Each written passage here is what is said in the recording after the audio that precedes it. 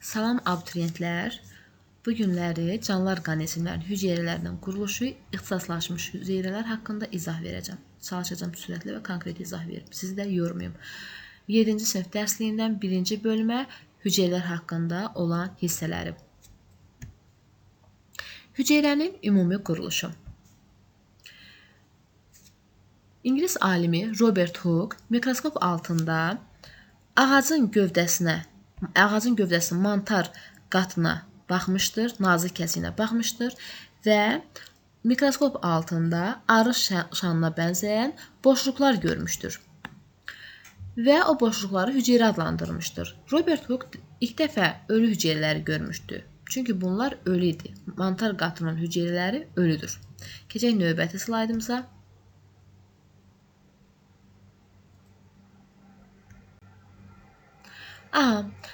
Uşaqlar, hüceyrə haqqında, yəni danışmışkən biz canlı orqanizmlərin, hüceyrələrin quruluşunu fərqləndirək. Çünki hər orqanizmdə hüceyrənin əsas hissələri eyni olsa da, bir çox fərqləri vardır. Ümumiyyətlə, canlı orqanizmlər hüceyrəvi quruluşun olub-olmamasına görə iki yerə bölünür. Viruslar hüceyrəvi quruluşa malik deyildir. Təbii ki, biz bunun hüceyrəsi olmadığına görə bunun quruluşundan danışmayacağıq.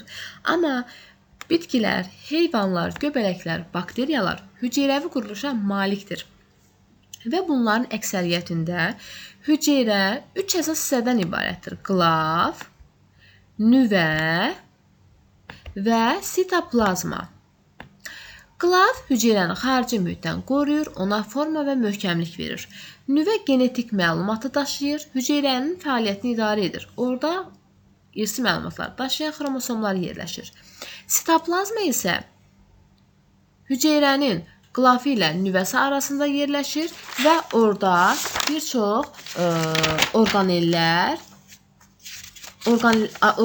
rast gəlinir. Uşaqlar, nüvənin olub-olmamasına görə də bu canlı orqanizmlər, hansı ki hüceyrəvi quruluşa malik olan orqanizmlər özləri də iki yerə bölünür. Nüvəli orqanizmlər, bir də var nüvəsiz orqanizmlər. Nüvəli orqanizmlər bitkilər, heyvanlar, göbələklərdir. Amma nüvəsiz orqanizmlər, bu isə bakteriyadır. Bakteriyaların həqiqi nüvəsi yoxdur. Yəni, formalaşmış nüvəsi yoxdur. Və bakteriyalar ən qədim orqanizmlər olduğuna görə prokaryotlar adında pro ilk, karyon nüvə deməkdir. İlk nüvə yaranmışdır, amma həqiqi nüvə deyil, formalaşmış nüvəsi yoxdur. Amma nüvəli orqanizmlər isə eukaryotlardır. Eu yaxşı deməkdir. Yəni, bunların nüvəsi yaxşı inkişaf etmişdir. Keçək biz bitki, heyvan, göbələk, bakteriyanın hüceyrəsinin quruluşundakı fərqliliklərə. Uşaqlar, sitoplazma haqqında da bir məlumat deyim. Sitoplazma hüceyrənin daxili möhtəviyyatının həlməşik maddəsidir. Yəni, bu haqqında məlumatları siz test tapşırıqlarında görə bilərsiniz. Keçdik biz bitki hüceyrəsinə, heyvan hüceyrəsinə, göbələk, bakteriya hüceyrəsinə. Qlafdan danışaq. Qlaf özü xaricdən hüceyrə divarı, daxildə isə plazmatik membranla örtülmüşdür. Bu 4 fərqli orqanizmdən heyvanda qlafın xarici qatı olan hüceyrə divarı yoxdur. Qalan üçündə bitki, göbələk, bakteriyada hüceyrə divarı vardır. Hüceyrə divarı hansında olmalıdır? Heyvan hüceyrəsində. Nüvə, həqiqi nüvə hansında olmalıdır? Bakteriya hüceyrəsində. Qalan plazmatik membran 4-ündə də var, sitoplazma 4-ündə də vardır. Bundan əlavə, böyük vakuala biz bitki hüceyrəsinə rast gəlirik. Heyvan hüceyrəsində də vakuallar olur, amma bəzilərində kiçik vakuallardır onlar, amma digərlərində isə biz vakualın adını çəkməyəcəyik, yoxdur. Bundan başqa, keçək biz aşağıda fikir versəniz, nüvəli və nüvəsiz orqanizmlərin quruluşunda digər fərqlərə. Nüvəli orqanizmlər olan bitki, heyvan, göbələk, bunlarda sitoplazmasında membranlı orqanellərə rast gəlinir. Hansılardır onlar? Mitoxondri, endoplazmatik şəbəkə, Golgi kompleksi. Bunlar membranlı orqanellərdir. Məsəl üçün, bitkilərdə var plastitlər. Hansı ki, bu digər heyvan, göbələk, bakteriya hüceyrəsində yoxdur. Plastitlər yalnız bitkiyə məxsusdur. Növbəti slayda danışacağıq o haqda. Bir də burada ribosom var ki, o da orqaneldir, sitoplazmada yerləşir. O isə demək olar ki, bütün canlı orqanizmlərin hüceyrəsində vardır. Ribosom membransız orqaneldir və bakteriyada olması normaldır. Bakteriyalarda membranlı orqanellər yoxdur.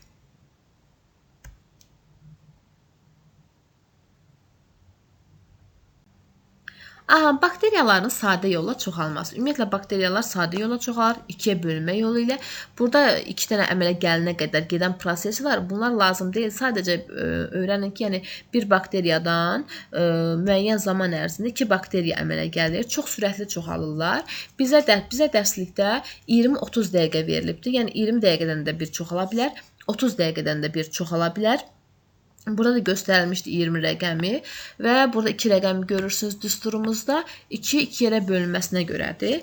Bir sözlə bu düstura fikir verək. Düstur hamısı bir-bir yazılıbdır. NT burada müəyyən zamandan sonra əmələ gələn yeni bakteriyaların sayıdır.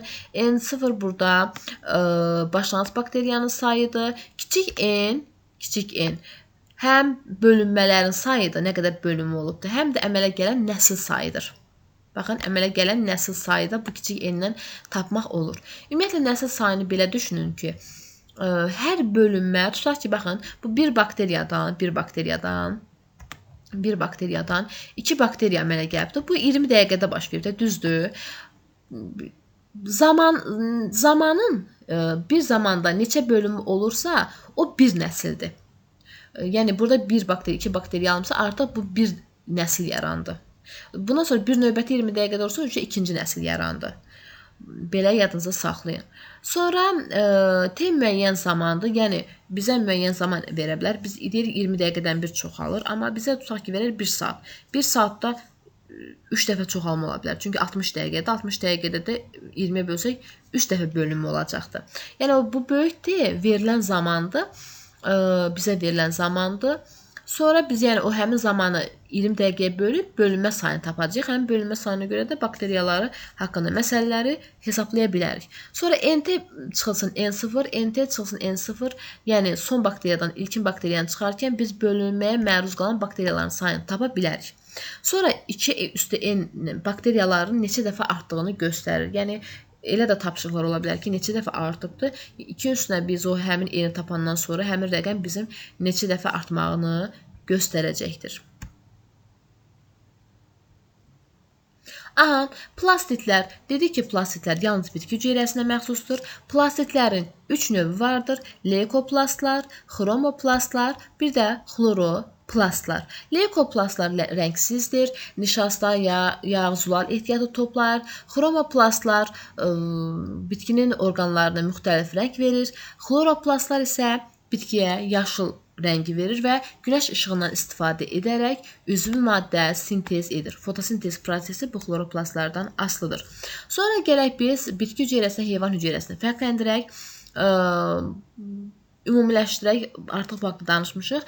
Deməli, bitki hüceyrəsinin hüceyrə divarı oldu və daimi formasını ona görə saxlayır. Hüceyrə divarı möhkəmdir, qlafın möhkəmlik verən hissəsidir. Amma heyvan hüceyrəsində formasını dəyişir, çünki bunun hüceyrə divarı yoxdur. Vakual var, iri böyük vakual var bitki hüceyrəsində, heyvan hüceyrəsində kiçik vakuallara rast gəlinir. Plastit olmur, bitki hüceyrəsində plastitlər olur. Sonra keçək əsas orqanoidlərə, quruluş və funksiyası. Təbii ki, burada biz 3 orqaneldən danışacağıq, amma təkcə sitoplazmada bunlar olmur. Bunlardan da əlavə orqanellərə rast gəlmək olur. Gəlin biz mitoxondriydən danışaq. Mitoxondriya bu şəkildə gördüyünüz kimi enerji mənbəyidir. Mitoxondriya sitoplazmadan 2 membranla ayrılır. Neçə membranla? 2 membranla ayrılır. Və onun xarici membranı hamardır, daxili membranı qırışlıdır. Gördüyünüz kimi, baxın, belə qırış əmələ gətirən onun daxili membranıdır və krista adlanır. Nə adlandı? Krista. Sonra gəldik funksiyası, dedik ki, zülal yağ, yəni hüceyrədə olan zülalın yağın, karbohidratın parçalanması zamanı ayrılan enerjidən istifadə edir. İkinci ribosomdur. Bütün hüceyrələrdə vardır ribosom. Ribosom zülal sintezində iştirak edir və ribosom hansı hissələrdən ibarətdir? Birinci deyək ki, ribosom membransızdır və bütün bakteriyada rast gəlindi. Həmçinin ribosom iki hissədən, böyük və kiçik hissəsi olan cisimciklərdən təşkil olunmuşdur. Üçüncü vakual. Vakual dedik bitkilərdə iridir və hüceyrə şirəsi ilə doludur. Məsəl üçün üzümün şirin olması, limonun turş olması, bax həmin maddə vakualın hüceyrə şirəsində yerləşir. Heyvanlarda olan kiçik vakuallarda isə demək suda həll olan ehtiyat qida maddələri toplanır. Növbəti slaydımıza keçək. Asetabulariya yosunu. Bu yosun bir hüceyrəli yosundur. Bu dərsliyimizə əlavə olunmuş yeni məlumatdır. Yosun haqqında şəklinə göz yaddaşınıza vurursunuz və bu yosun özünə məxsus xüsusiyyətləri var.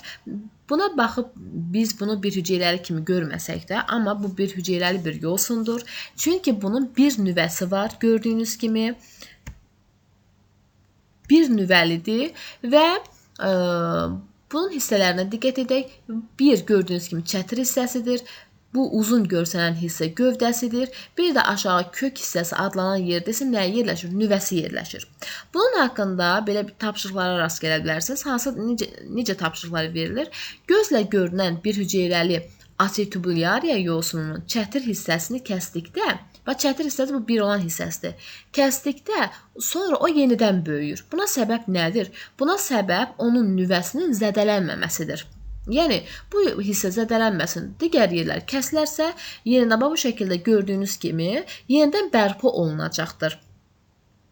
Amma bu yosunun kök hissəsi zədələnərsə, baxın, bunun nüvəsi yerləşən hissəsi zədələnərsə, onda o inkişaf etməyəcəkdir.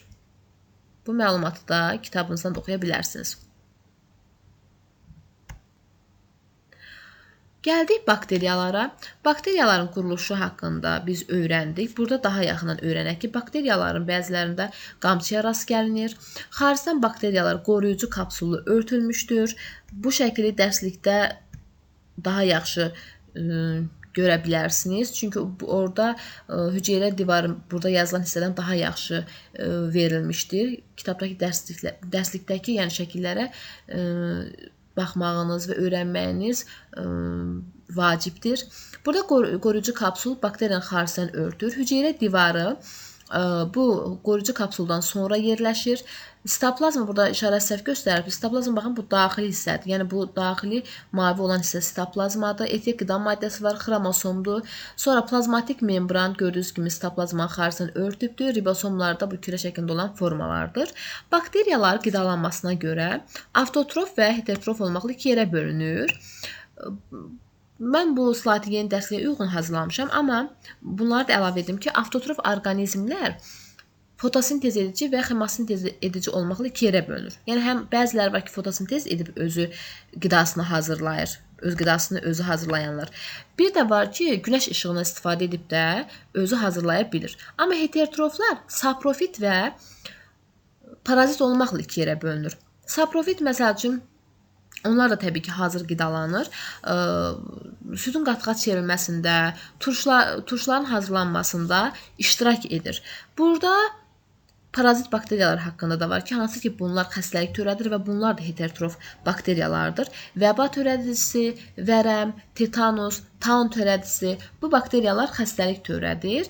Burada vərəmdən danışaq. Vərəm törədicisini Robert Koch ilk dəfə o xəstəlik keçirmiş, o vərəm xəstəsi olan o ağciyərin hissəsinə baxarkən o çöp şəklində hüceyrələr görmüşdür, bakteriyalar görmüşdür və o çöp şəkilli, çöp formasında olan bu törədicini Koch çubuqları adlandırmışdır. Bu da kitabınızda bu haqda məlumat var və testlərə də düşür. Növbəti slaydımıza keçək.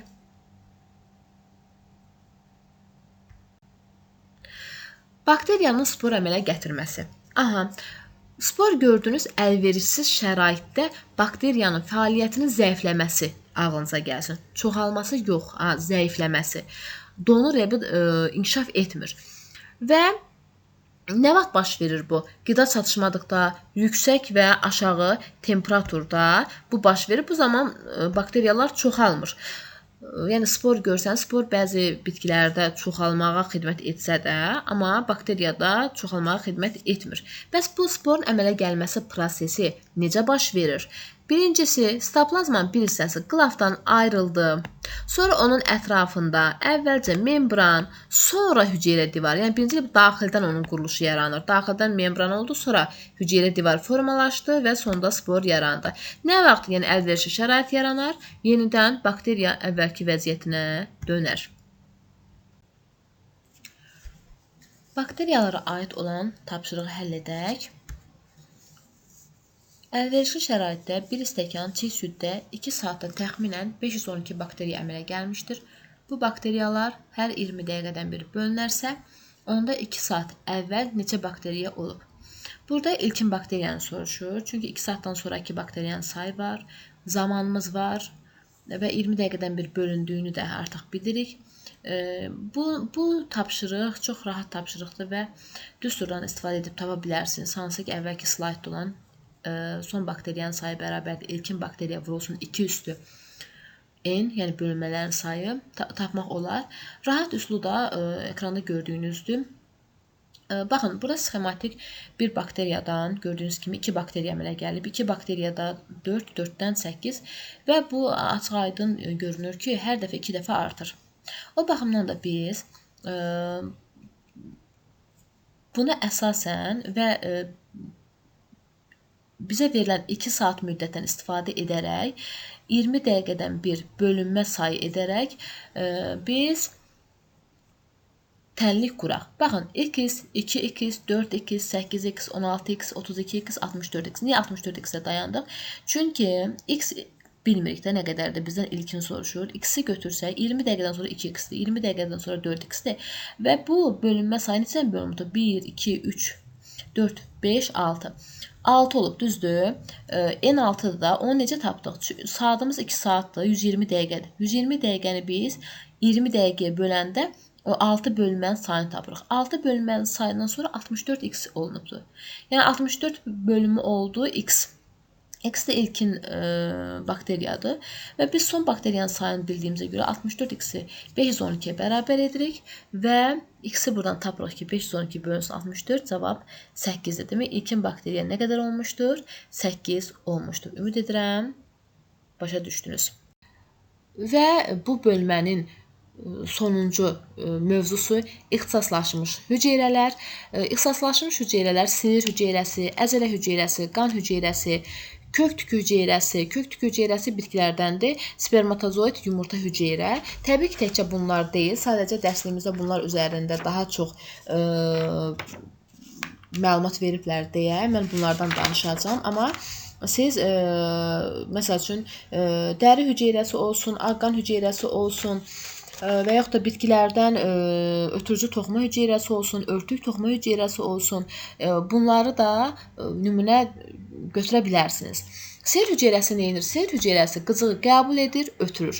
Əzələ hüceyrəsi yığılır, boşalır. Qan hüceyrəsi oksigeni daşıyır, karbon qazını xaric edir. Sonra gəldi kök hüceyrəsi haqqında növbəti slayda danışacağam. Spermatozoid cinsi hüceyrədir və qamçıya bənzər quyruğu var, hərəkətli olub dişi cinsi hüceyrəni mayalandırır. Yumurta hüceyrə isə mayalanma nəticəsində yeni orqanizmə başlanğıc verir. Spermatozoid yumurta hüceyrəyə baxanda daha kiçikdir və hərəkətlidir. Keçək biz kök tükü hüceyrəsinə. O da ixtisaslaşmışdır. Aha, kök tükücüyü hüceyrəsi bitkinin kökünün ucunda yerləşir və suyun və mineral duzların torpaqdan sorulmasını təmin edir. Gəlin biz bunun quruluşuna baxaq. Ümumiyyətlə, kök tükücüyü buna əmici tel də deyilir. Bax, bu çıxıntıya əmici tel də deyilir.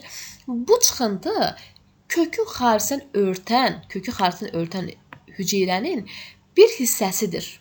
Yəni, bu ayrıca bir orqan deyil. Yəni, kökü xaricdən örtən bu hüceyrələr var ki, bunun sitoplazması axı bir çıxıntı yaradıbdır. Bu bir dənə deyil, çoxdur kökün ucunda. Və dedik ki, sorma. Görürsüz, suyu sorubdu bu hissədə. Suyu sorubdu. Və bu hüceyrə bitki hüceyrəsinin nüvəsi var, gördüyünüz kimi. Vakualı var, gördüyünüz kimi. Sonra xloroplastı üzr istəyirəm, yoxdur, elə onu deyəcəm. Yəni bunu bu rəngdə görsəməyinə baxmayın, xloroplastı yoxdur. Sitoplazması, bu daxili bu hissəsidir sitoplazma. Plazmatik membran, gördüyünüz kimi. Hüceyrə divarda xariçdən, plazmatik membranın daha xariçdən örtən hissəsidir. Bu çıxıntının özüdür. Kök hüceyrəsində niyə xloroplast olmasın? Birincisi, o torpağın altında olur. Xloroplastlar da günəş işığının təsiri ilə üzvü maddə yaradandır. Və təbii ki, kök torpağın altında olduğuna görə heç bunda belə bir hüceyrənin olması da lazım deyil.